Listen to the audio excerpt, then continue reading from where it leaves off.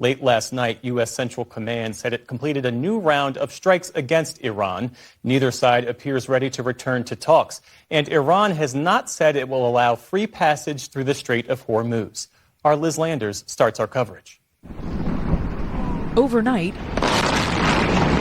U.S. airstrikes knock out a maritime control tower in southern Iran, and a burst of orange dots the horizon.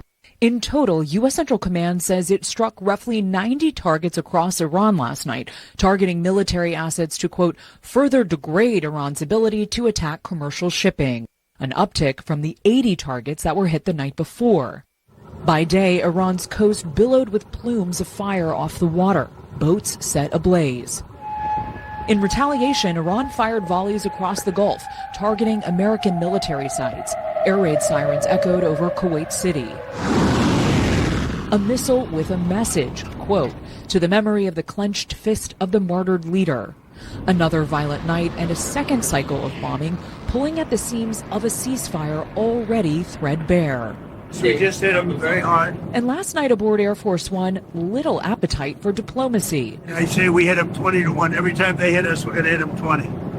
In turn, Iran made threats of its own. Parliamentary leader Mohammad Bagher Ghalibaf warned on social media, quote, America still hasn't learned that bullying and breaking promises are no longer cost-free. Let me put it plainly, if you strike, you'll get hit. The return to open hostilities follows Iran striking 3 commercial oil tankers in the Strait of Hormuz, spurring this week's round of wide-scale U.S. strikes against the Islamic Republic. That fighting, the UN said today, is trapping over 6,000 sailors in the partially blocked waterway. As the passage remains perilous, some of the remaining ships transiting go dark, turning off their signal before navigating. In Afghanistan and Iraq, we had boots on the ground, which really becomes a great differentiator. Are we willing to take that risk here? Retired Vice Admiral Robert Harward was the Deputy Commander of CENTCOM from 2012 to 2014. He's now a senior fellow at the Jewish Institute for National Security of America.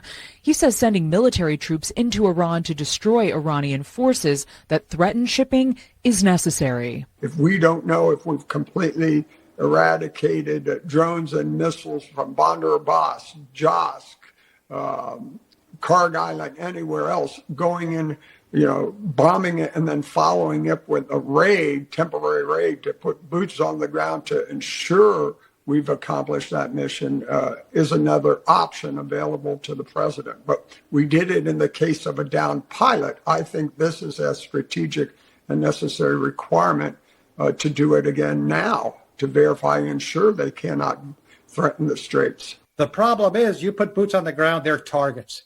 Alan Ayer, former negotiator for the Iranian nuclear deal under Obama, says sending U.S. troops into Iran would not enable the United States to eliminate Iran's ability to threaten shipping in the Strait of Hormuz.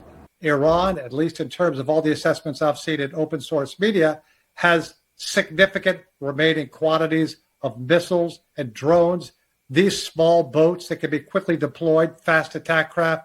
So even with boots on the ground, unless think we can sufficiently degrade their ability to threaten maritime shipping in the strait. Meantime, on the ground in Iran, the concluding steps in a week-long march for the funeral of the late Ayatollah Ali Khamenei. The procession reached its climax today, entombing the coffin of the Islamic Republic's former leader in his hometown. His body, followed by those of his family, carried by truck. Thousands of mourners lined the streets to bid farewell and call for revenge. The final burial for the assassination that ignited the war now approaching its 5th month, as a return to all-out conflict rears its head.